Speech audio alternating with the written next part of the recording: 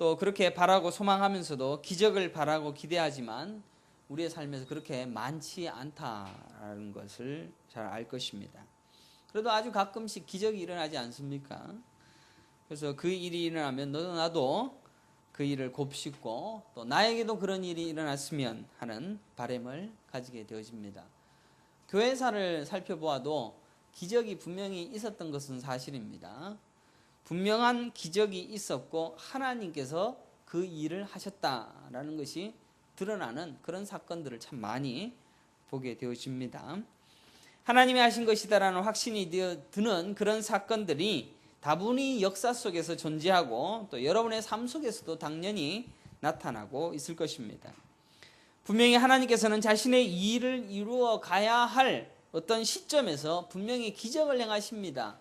그래서 한 번도 경험하지 못하였거나 정말 이런 일이 일어날 수 있을까라는 참으로 두렵고 떨리는 그런 마음으로 보게 되어지는 그런 역사도 일어나게 되어집니다.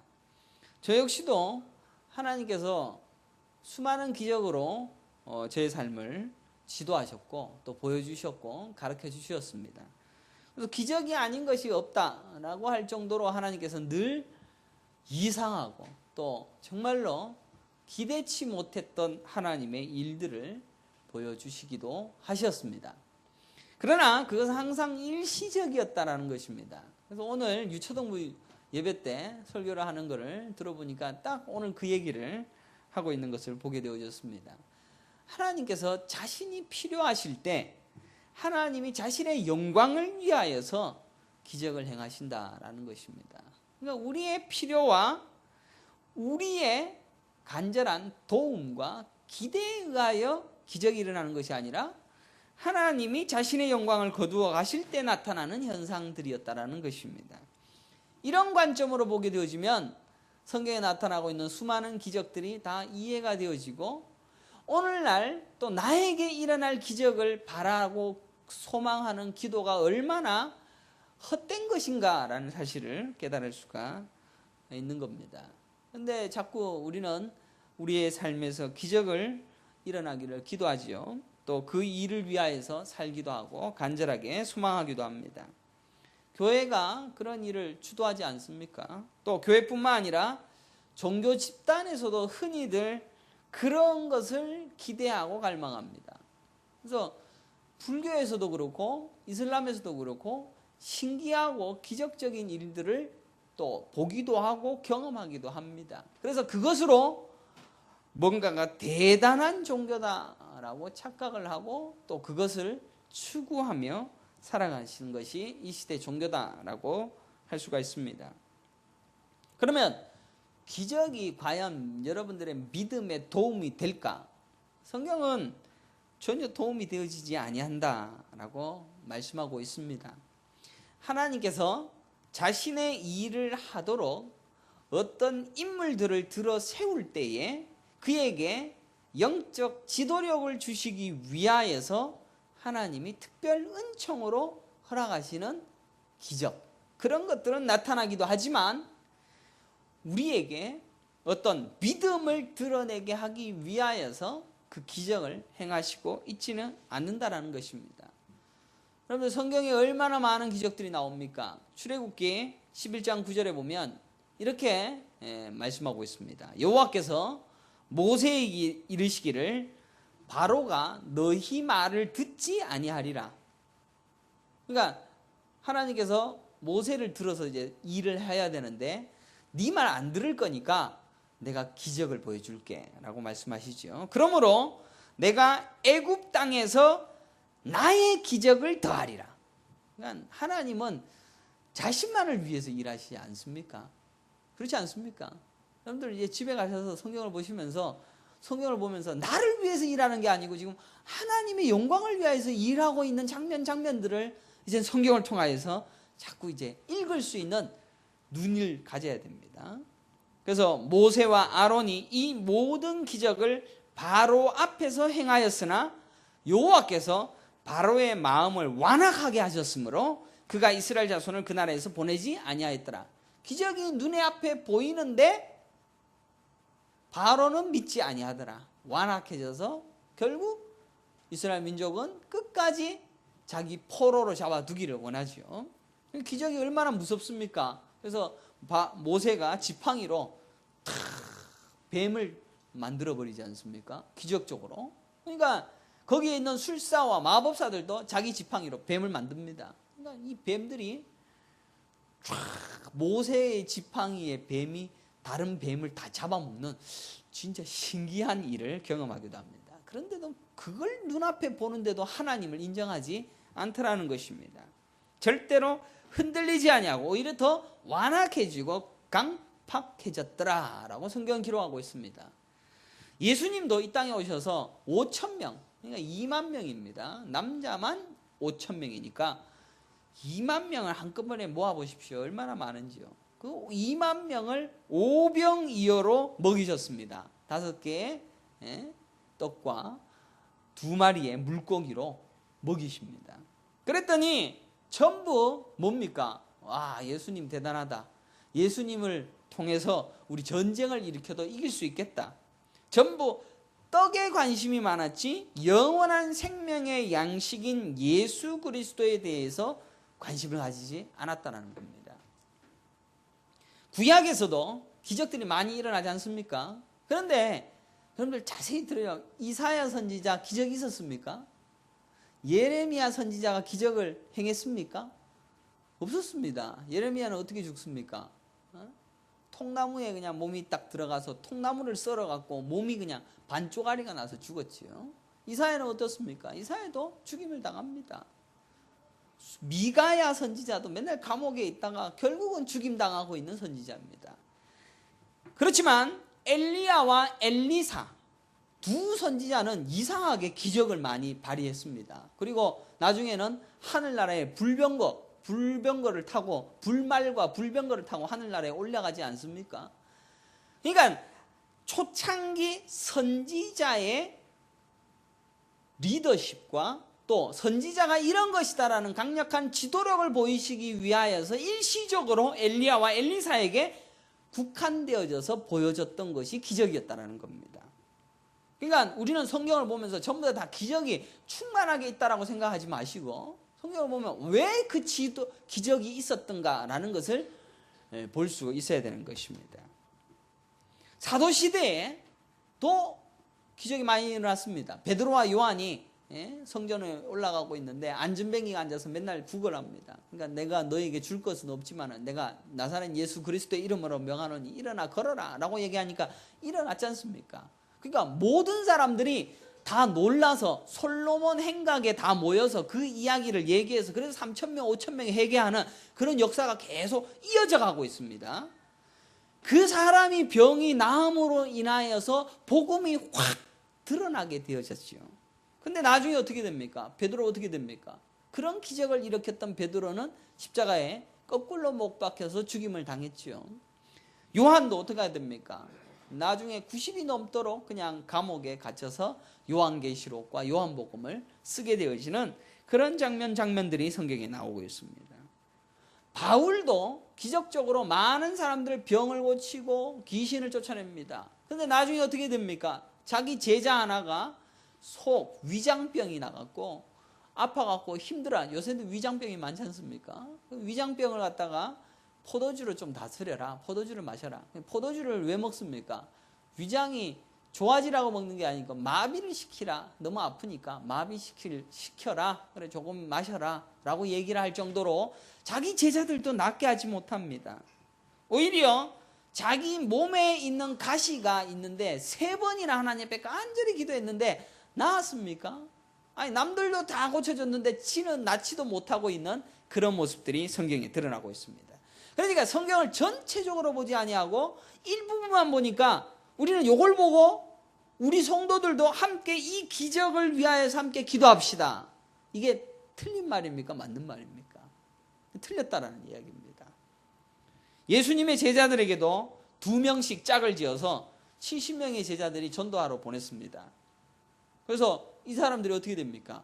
병 고치고 귀신 내쫓고 엄청난 일을 했습니다. 그래서 귀신들이 떠나가더이다. 하늘로부터 귀신이 뚝뚝 떨어져 나가고 엄청난 기적들이 일어나더이다. 그래서 신이 나서 예수님께 나아갔던 제자들이었습니다. 그런데 예수님께서 그 제자들이 변화산상에 올라갔을 때 제자들이 어떤 제자가 거기에 남아있는 제자들이 한 10명 있었지 않습니까? 그 제자들 중에 귀신 들린 어떤 아들을 데리고 온 아버지가 우리 아들 좀 낫게 해주십시오 라고 하니까 하나도 못 낫게 하더라는 겁니다. 하나도 못 낫게 하고 예수님께서 뭐라고 해요? 야, 너희들은 믿음이 없는 자구나 라고 말씀하시면서 책망받고 있는 장면이 성경에 나오고 있습니다. 그래서 우리는 기독교가 기적의 종교이다. 또 하나님을 믿으니까 하나님께서 엄청난 기적과 역사가 우리의 삶 속에서도 매일매일 나타날 것이다 라는 그런 기대를 가지고 종교를 믿는 사람들이 대부분인데 기적이 그렇게 많지 않더라는 것입니다. 하나님 편에서 하나님의 일을 하시기 위하여서 그 기적을 하셨습니다. 오늘 본문에 보니까 분명히 아나니아와 삽비라가 즉사하는 장면이 나옵니다. 게다가 12절을 보십시오. 사도들의 손을 통하여 민간의 표적과 기사가 많이 일어나매 믿는 사람이 다 마음을 같이하여 솔로몬 행각에 모이고 그 나머지는 감히 그들과 상종하는 사람이 없으나 백성이 칭송하더라. 믿고 주께로 나오는 자가 더 많으니 남녀의 큰 무리더라. 심지어 병든 사람을 메고 거리에 나가 침대와 요 위에 누이고 베드로가 지나갈 때에 혹 그의 그림자라도 누구에게 덮일까 바라고 예루살렘 부근의 수많은 사람들도 모여 병든 사람과 더러운 귀신에게 괴로움 받는 사람을 데리고 와서 다 나음을 얻느니라. 여러분들 이 장면을 생각하면서 우리 교회도 이런 장면이 일어날 것을 기대합니다. 그러나 이런 장면이 한시적으로 나타났다는 것을 여러분들은 성경을 통해서 명확하게 아셔야 되는 겁니다. 곧 초대교회는 어떻게 됩니까? 핍박받습니다. 복음의 확장을 통하여서 전부 흩어집니다. 카타콤에 들어가고 숨어서 예배드리고 때로는 사자에게 뜯기기도 하고 네로 황제가 기독교인들을 말뚝에 박아서 불을 붙여서 사람의 몸에 있는 기름이 전부 다 타서 죽는 네로 황궁에 그런 것들을 수도 없이 세워놨는 수많은 기독교인들이 죽임을 당하고 있습니다. 병든 자도 낫게 하고 이런 일들이 일어났던 기독교인들이 이런 수모와 고통을 당하는 세월들을 보내게 되어졌다는 것입니다. 결국 많은 사람들에게 종종 일어나는 일 같지만은 하지만 지속적으로 또 많게 나타나고 있지 않다라는 사실을 성경은 가르쳐주고 있습니다. 아프리카 식인종에게 전도하러 가겠다라고 해서 5인의 전도자들 이야기를 혹시 들어본 적이 있습니까? 아프리카 식인종에게 전도하겠다라고 했던 아주 공부도 잘했던 영국의 엘리트 옥스퍼드 대학교 최고의 대학을 나온 선교사 5명이 갔습니다. 가서 선교를 한다고 갔는데 처음에는 사람들이 신기해하고 그렇게 하는데 결국 그 사람들이 연락이 안 되어지고 가보니까 일기장만 남은 겁니다. 다 잡아먹히고. 그리고 그 일기장에 보니까 사람들이 이렇게 점점 사람들이 변화지 되어지는 것들을 일기장에 써놨는 것을 보게 되어졌습니다. 그 일기장을 보고 붙들고 울고 있었던 아내들이 전도를 하러 다시 그 식인종에 가게 됩니다. 그래서 그 식인종을 먹힌 남편들의 아내가 그네들에게 복음을 전파시켰다라는 그런 일화들이 있습니다. 그러니까 복음 전파가 늘 기적적인 일로 일어나는 것이 아니라 죽임을 당하거나 먹히기도 하거나 핍박을 당하거나 고통을 당하여서 그것을 통하여서 하나님이 영광받는 그 일을 위하여서 이루어가고 있다는 것입니다. 그러니까 우리는 도구에 불과하더라라는 것을 명확하게 알 수 있는 그런 사건들입니다. 결국 기적은 쉽게 일어나지 않습니다. 오히려 복음이 전파되는 것은 철저하게 고통과 눈물과 인내와 연단의 과정 속에서 일어나는 것입니다. 그래서 바른 교회, 온전한 교회, 우리 교회가 기적적으로 어떤 일들이 탁 일어났으면 좋겠는데 그렇지 않더라는 겁니다.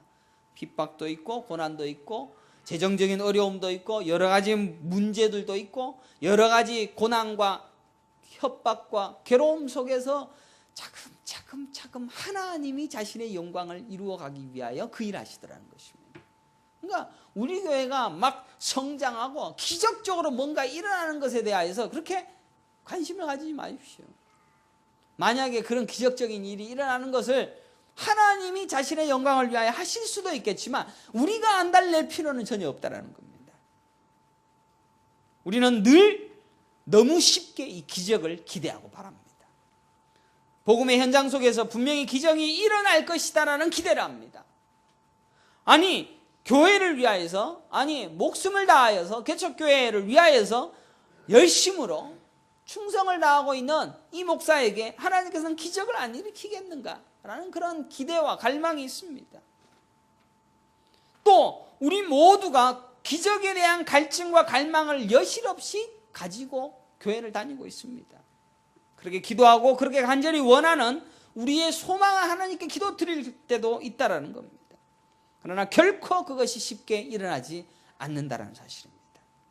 하나님이 원하는 때에, 하나님이 원하는 자신의 주도하에, 자신의 마음에 담긴 하나님의 뜻이 있는 그때에 하나님이 하시는 것이지 우리가 애써 강구한다라고 해서 일어나는 것이 전혀 아니다라는 것입니다. 성경은 시편 107편 8절에 이렇게 고백합니다. 여호와의 인자하심과 인생에게 행하신 기적으로 말미암아 그를 찬송할지로다. 뭡니까? 우리는 기적이 일어나면 내가 좋고 내가 행복하고 내가 기쁘다. 그 기적으로 말미암아 하나님을 찬송하게 하는 도구로 사용되어지기를 원하고 있는 그런 찬양, 그런 것을 성경이 담고 있습니다. 시편 50편 5절에 여호와 나의 하나님이여 주께서 행하신 기적이 많고 우리를 향하신 주의 생각도 많아 누구도 주와 견줄 수가 없나이다. 내가 널리 알려 말하고자 하나 너무 많아 그 수를 셀 수도 없나이다. 이 시편 기자는 기적이 너무 많더라는 겁니다. 너무너무 많은데 이 모든 것이 전부 다 하나님께서 다 우리에게 행하신 것이고 하나님이 다 이루어 가신 것이다라고 고백하고 있습니다. 여러분의 인생에 기적이 안 일어난다라고 얘기하는지 모르지만 여러분들 얼마나 많은 기적을 경험합니까? 돌아보십시오. 모든 것이 다 기적입니다. 우리가 살아있다라는 것도 기적입니다. 하나님이 아니었다면 단 한순간도 살 수 없다는 것을 명확하게 알고 찬송하라라는 것이 하나님의 말씀입니다. 그렇다면 여태껏 기적에 대한 이야기를 했다면 그러면 어떻게 살아야 됩니까? 기적을 그렇게 우리가 바라고 소망하는 것이 아니다라면 어떻게 살아야 됩니까? 성경은 여기에서 명확하게 가르쳐주고 있습니다. 오히려 하나님이 일하실 것을 기대하면서 하나님의 말씀에 집중해라 라고 말씀하고 있습니다. 여러분들, 교회는 말씀밖에 없습니다. 기적 아닙니다. 찬송 아닙니다. 친교 아닙니다. 아무것도 없습니다. 하나님의 말씀밖에 없습니다. 예수님은 기소연을 내쫓지 못하는 제자들에게 믿음이 없는 자들이라고 책망하셨습니다. 믿음이 없다라는 겁니다. 우리는 믿음이 없는지 모릅니다. 왜? 우리는 눈에 보여야 하기 때문에, 뭔가 알아야 되기 때문에, 체감적으로 경험해야 되기 때문에 그것으로 우리는 우리의 믿음을 쌓아간다라고 생각하고 있는 그런 자들이기에 우리는 믿음이 없다라는 겁니다. 믿음이 우리를 이끌어가는 것이고 복음이 우리를 만들어 가시는 것은 오직 하나님의 말씀이라는 것입니다. 확실히 알 것은 믿음은 기적을 통하여 보게 되는 것이 아니라 하나님의 말씀을 통하여서 믿음을 배우고 잊지 않게 하고 하나님의 말씀으로 믿음이 자라게 되어진다라고 성경은 명확하게 가르쳐주고 있습니다. 오늘날 교회가 왜 자꾸 왜곡됩니까? 여러 가지 이유가 있습니다. 여러 가지 이유가 있습니다. 그래서 제가 바른 교회를 통하여서 여러 가지를 이야기할 겁니다. 그러나 이 믿음 없음의 장면들이 우리 교회 가운데, 이 교회들 가운데 너무나도 많기 때문입니다. 너무나도 많은 사람들이 교회 안에 하나님의 말씀에 집중하기보다 신기한 이적과 방언과 신비주의와 체험적인 것과 이런 것들을 강조하느라고 모든 시간을 다 허비하더라는 겁니다. 그러니까 교회가 문제가 있는 겁니다. 누가복음 16장 27절에 부자와 나사로 비유가 나옵니다.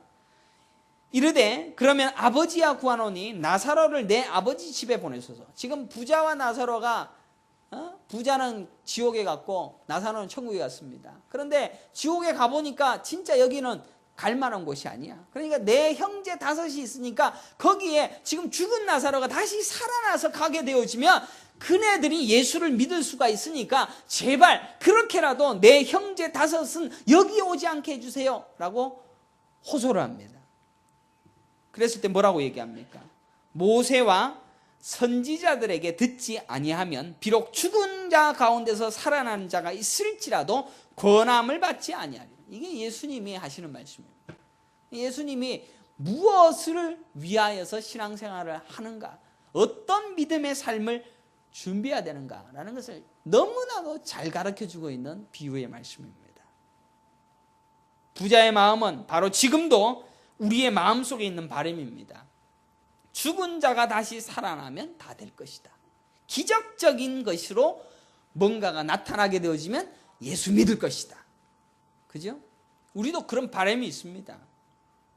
그래서 신비주의가 매혹적인 것이고, 신비주의는 이미 이단으로 규정되었음에도 불구하고 신비주의에 얼마든지 현혹될 수 있는 가능성은 우리 모두가 다 가지고 있더라는 겁니다. 아니, 우리 모두가 신비주의에 참여해 있다라고도 과언이 아닙니다. 제가 고신에서 자라고 고신의 말씀으로 계속해서 배웠지만, 고신대학교 다니면서 YM 예수전도단 찬양 집회를 한번 참석을 했는데 너무너무 좋은 거예요. 오늘 하나님이 말씀하십니다. 하나님께서 오늘 이런 말씀하셨습니다. 이런 식으로 찬양 인도를 합니다. 그리고 하나님의 음성을 듣는 시간을 가지겠습니다. 그러니까 악기도 하나도 안 치고 조용한 거예요. 그 시간이 이상하게 신비스럽고, 또 그러다가 어떤 하나가 막 발라발라 이렇게 얘기하게 되면은 막 소름이 쫙 끼치고 뭔가 신비적인 것에 현혹될 가능성이 너무 많더라는 겁니다. 분명한 것은 29절에 아브라함이 이르되 그들에게 모세와 선지자들이 있으니 그들에게 들을지. 성경은 분명히 가르치십니다. 성경을 보라. 모세와 선지자가 뭡니까? 구약 성경입니다. 모세와 선지자는 구약 성경을 이야기하고 있고, 교회가 바른 교회가 되기 위하여서는 반드시 하나님의 말씀에 대한 경외감과 말씀에 대한 갈망과 말씀에 대한 연구가 제일 우선시 되어야 될 것이다 라는 것을 예수님이 직접 말씀하고 있습니다. 오늘 여러분들 이 설교는 너무나 쉬운 설교라서 재미없을런지 몰라도 하나님 말씀에 대한 이야기입니다. 여러분들이 설교를 듣고 있지만 일주일에 설교 한 번으로 신앙생활이 끝났다라고 생각하신다면 큰 오산입니다. 여러분들은 무엇으로 먹고 무엇으로 살아야 되냐면은 성경으로만 살으셔야 됩니다. 정확히 말씀드리면 제가 여러분에게 설교하는 것은 여러분에게 어떻게 성경을 읽을지에 대한 가르침입니다. 어떻게 성경을 이렇게 읽어야 된다라는 것을 가르쳐주는 가이드라인이지, 제 설교는 하나님의 말씀을 그대로 전파했다라고 할 수가 없을 수도 있습니다. 여러분들이 여러분의 집에서 성경을 묵상하고 그 말씀에 깊이 빠져있는 그러한 삶을 살아가고 있는 그것이 바른 교회를 다닌다라는 하나님의 말씀에 창념한 자들이라는 것입니다. 설교 듣는 것 갖고는 신앙생활 다 한 것이다라고 생각하는 것 절대로 잘못된 것입니다. 성경을 읽어야 된다는 겁니다. 성경을 읽을 수 있도록 지도하는, 또 가르치는 장로인, 목사가 하는 일이 그것뿐입니다. 그래서 여러분들, 제가 성경을 어떻게 읽으라고 합니까?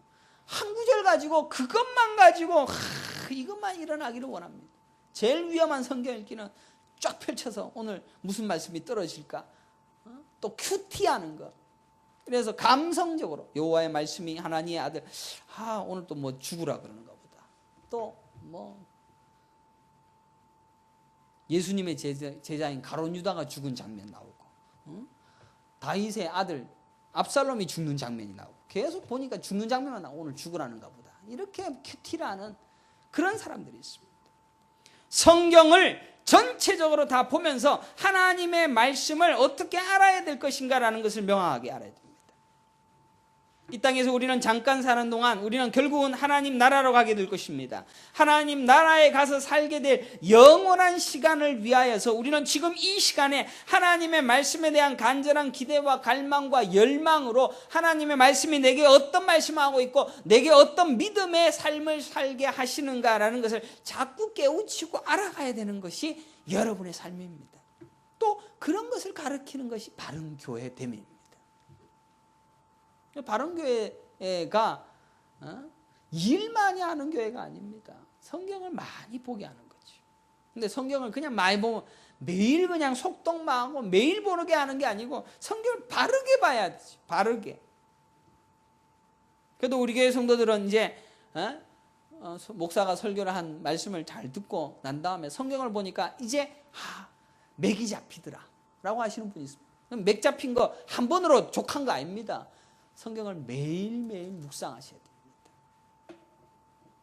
하나님 말씀에 대한 것도 알아야 되고 몰라도 된다라고 생각한다면 하나님 나라를 준비하는 자가 아닙니다. 하나님 나라를 가려고 하는 자들은 바른 교회 안에서 어떻게 성경을 봐야 할지를 가르치는 것이고 그 가르친 말씀대로 하나님 말씀을 자꾸 창념하고 묵상하고 이 말씀이 이런 말씀이다라는 것을 기억하면서 말씀 속에서 내 삶을 자꾸 비추어보고 그 말씀을 자꾸 살아보려고 애를 쓰는 그런 삶을 내 삶에서 나타내야 되는 겁니다. 물론 이 땅에서 교회가 해야 될 일이 많습니다. 친교도 해야 되고 교제도 해야 되고 먹고 마셔야 되고 천국 잔치를 경험해야 되기도 합니다. 하지만 이 땅에서 우리는 하늘나라의 법칙을 깨달아야 갈 시간이 모자르는 사람들입니다. 그래서 이 시대가 얼마나 바쁩니까? 바쁘기 때문에 하나님의 말씀을 볼 시간이 없도록 하는 사탄의 괴계 속에 우리는 자꾸 시간을 자꾸 나의 삶에 영위하는 데 최선을 다하게끔 만들어가고 있습니다. 우리는 얼마나 심각한 문제 속에 빠져 있는지 모릅니다. 하나님의 말씀을 좀 더 깊이 듣고 배우고 익히고 읽고 인식하고 인지하는 그런 시간은 24시간 중에 자꾸 멀어져 갑니다. 그냥 자기의 현실과 자기의 상황에 찌들려서 거기에 빠져서 헤어나지 못하고 있습니다. 찌들려가지고 그냥 부들부들 떨고 있습니다. 외롭고 우울하고 얼굴은 온 세상 근심 걱정 다 짊어지고 그렇게 사는 자들. 그러니까 말씀을 볼 여유가, 마음이 좀 여유가 있으면 성경을 보기 시작하지. 하나님 나라의 백성됨을 자꾸 잊고 산다라는 것입니다. 그저 내 삶에 기적이나 일어나주고 눈물이나 조금 나주고 내 삶에 체험되어지 어떤 것으로 좀 더 마음의 평안함을 누리기를 원하고 아예 성경은 내팽개쳐 버리고 전혀 보지 아니하는 책이 성경이다라는 겁니다. 하나님의 진리를 발견하고 하는 자는 기쁨과 기대로 부푼 진짜 천국 백성됨이 우리에게는 왜 발견되지 않을까 고민해 봐야 됩니다. 기적을 하나님이 믿게 하는 도구가 될 수는 없습니다.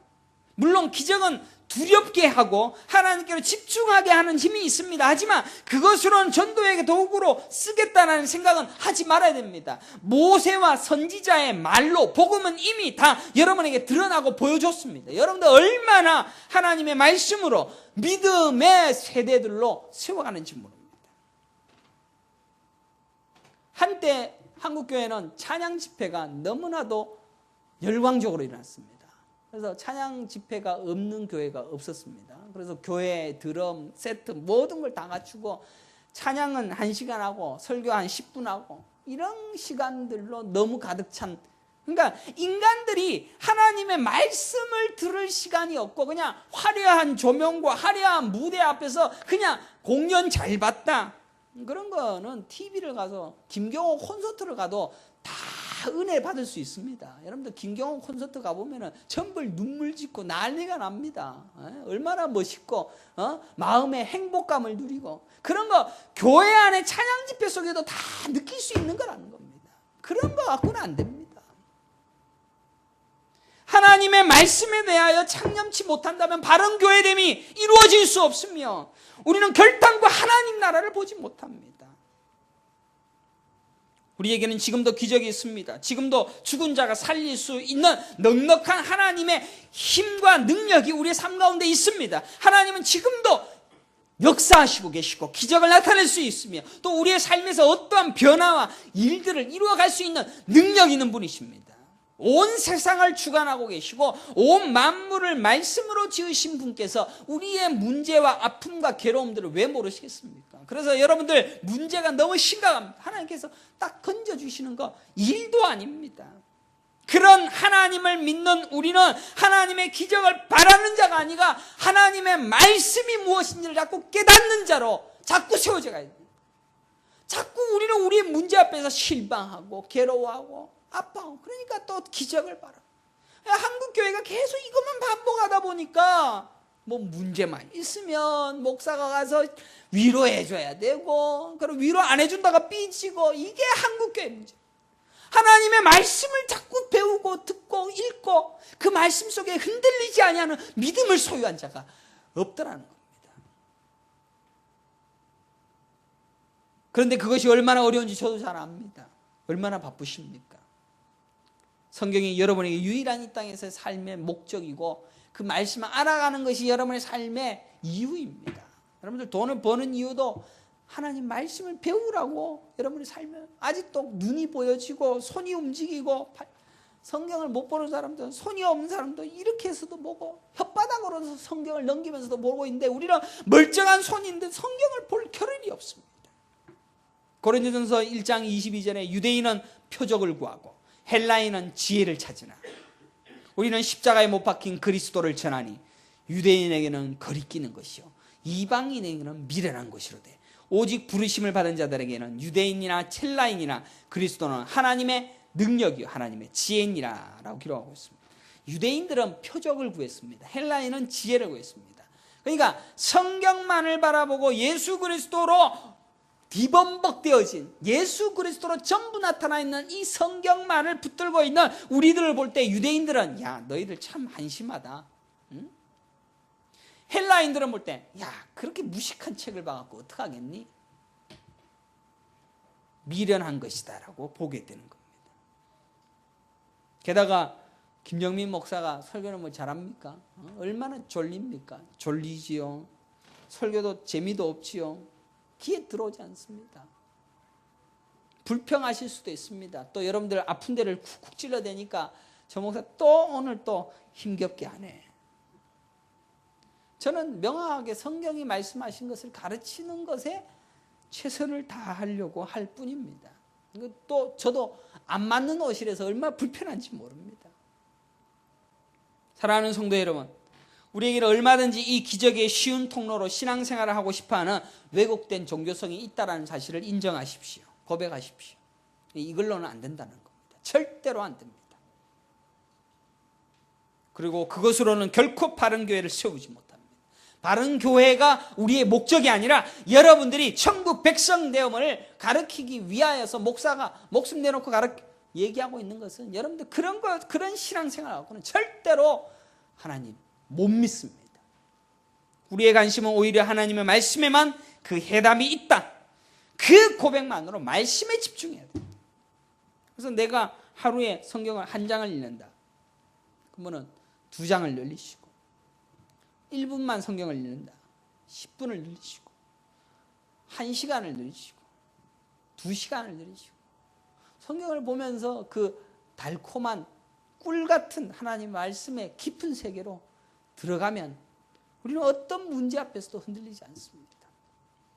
그러기에 하나님 말씀을 깊이 묵상하고 그 말씀을 깊이 연구하고 깊이 연구해야 됩니다. 성경을 한 구절만 아는 성도들이 가장 무섭습니다. 그래서 내게 능력 주신 자에게 모든 것을 할 수 있느니라. 그거 집 앞에 딱 해놨지 않습니까? 능력 주시는 자 안에서 모든 것을 할 수 있느니라. 그러니까 하나님이 주시면 I can do it, you can do it 이거 아닙니까? 다 할 수 있다는 거 아닙니까? 실제로 됩니까? 그 구절이 어떤 구절인지를 문맥을 다 살펴서 그 말이 왜 나왔는지를 성경을 통해서 살펴보면 참 좋겠는데 무식하게 그것만 외워갖고는 그것만을 탁 전하니까 사도들이 기적을 행하는 장면을 설교하면서 이런 일이 우리 교회 가운데 지금 있어야 되겠습니다. 함께 기도합시다. 이거 얼마나 어리석은지 모릅니다. 왜 그런 기적을 하나님께서 나타내셨던가라는 것을 말씀을 통해 조금만 살펴봐도 다 알 수 있는 거를. 바른교회는 성경을 전체적으로 다 보는 자들이 모인 것이고 또 한 구절만 알고 그것으로 끝까지 고집하겠다라는 것은 정말로 잘못된 이단이 될 수 있고 마지막 때에는 오히려 거짓 기적이 일어날 수도 있다는 것을 성경은 가르쳐주고 있습니다. 데살로니가후서 2장 8절에 그때 불법한 자가 나타나니 주 예수께서 그 입의 기운으로 그를 죽이시고 강림하여 나타내심으로 패하시리라. 악한 자의 나타남은 사탄의 활동을 따라 모든 능력과 표적과 거짓 기적과 불의의 모든 속임으로 멸망하는 자들에게 있으리니. 여러분들 표적, 기적, 속임, 능력 이거 거짓 선지자들이 합니다. 혹하지 마시라는 얘기입니다. 진리의 사랑을 받지 아니하여 구원함을 받지 못함이라. 이러므로 하나님이 미혹의 역사를 그들에게 보내사 거짓 것을 믿게 하심은 진리를 믿지 않고 불의를 좋아하는 모든 자들로 하여금 심판을 받게 하려 하심이라. 거기에 빠져드는 모든 자들은 하나님이 미혹의 역사를 그들에게 보내서 전혀 구원받을 수 없도록 하나님이 막으시더라는 겁니다. 그러니까 하나님의 말씀을 듣고 그 말씀만을 소망하고 바라는 자들이 있는 반면에 그들 중에서 조금 이걸 소망하고 갈망하는 자들을 끄집어내갖고 그걸 누가 보여준다? 성경은 하나님이 보여준다라고 하고 있습니다. 거짓 기적을. 그러니까 여러분들 어떤 목사님이 이 양복을 입었는데 불빛이 나는 양복을 입고 설교를 하는데 후광이 뒤에서 다 보이더라고. 그런 목사님 존경하고 있는 그런 분들도 계시고 참 다양합니다. 얼마 말도 못합니다. 너무 많아서 말도 못하겠어요. 오히려 성경은 진리를 믿지 아니하고 불의를 좋아하는 자라고까지 말하고 있습니다. 하나님 말씀 말고 다른 것으로 신앙생활하는 자는 전부 불의를 쫓는 자고 진리를 믿지 아니한 자고 지옥 갈 자입니다. 그러니까 오늘날 교회에서 과연 하나님의 말씀으로 진짜 성경만을 보면서 믿음을 가지고 있는 자는 몇 안 됩니다. 몇 안 됩니다. 성경을 풀 수 있는 지혜를 가지고 있는 성도들도 몇 안 됩니다. 정말입니다. 여러분들 제가 설교를 듣고 설교가 이제 이해가 됐다. 그래서 성경을 안 보고 있으면은 안 됩니다. 다 보고 실력을 갖춰야 됩니다. 가지고 있어야 돼요. 근데 다른 문제가 딱 돌아왔을 때 여러분들 보고 이게 뭐냐라고 하면 그거는 이러고 있으면은 다 넘어갈 수 있습니다. 내가 말빨이 저 사람이 훨씬 똑똑하구나. 목사가 선동하는 목사가 있습니다. 또 일을 많이 강요하는 목사가 있습니다. 또 행정을 잘하는 목사가 있습니다. CEO 목사도 있습니다. 그래서 건물을 지어도 잘 짓고 또 뭡니까? 땅도 아주 좋은 곳에다가 일찌감치 골라서 성견 지명이 있는 목사도 있고 훌륭한 목사들도 많습니다. 그런 거 전부 다 어리석은 불법을 행하는 자들입니다. 목사는 성경을 가르치는 자이고 성경이 여러분들에게 정확하게 깨달아지게 가르쳐지는 겁니다. 여러분들 CTS나 CBS 이런 TV 한 번만 보면 이제 여러분들이 얼마나 하나님 말씀에 눈이 뜨여졌는지 알 겁니다. 들어보면 참 기가 막힌 말씀을 그러니까 그 교회는 교회고 교회라고 생각하고 있으면 안 된다는 얘기입니다. 그런 설교를 하고 있는데 희한한 설교를 하고 있죠. 그런 설교 그냥 성경 구절 한 구절 알고 그것만 가지고 그냥 막 우리에게도 이런 일이 일어나야 됩니다 하고 있는 그걸 가지고 그것도 교회라고 생각하고 있으면 안 됩니다. 그러니까 극동방송이니까 그 안에 있는 모든 교회는 다 이단이 아니다. 다 보호받고 있는 교회라고 생각. 제가 오히려 극동방송에 가서 설교를 하다가 튕겨나가갖고 제가 이단이 됐는지 몰라도 거기 있는 자들이 다 이단이 아니다. 착각하면 안 됩니다. 또 그걸 알려고 하면 여러분들이 말씀을 봐야 되는 겁니다. 조금 오늘 설교 들었는 거 가지고 요거 가지고 그냥 막 전부를 다 아는 것처럼 하는 것 진짜 무식한 겁니다.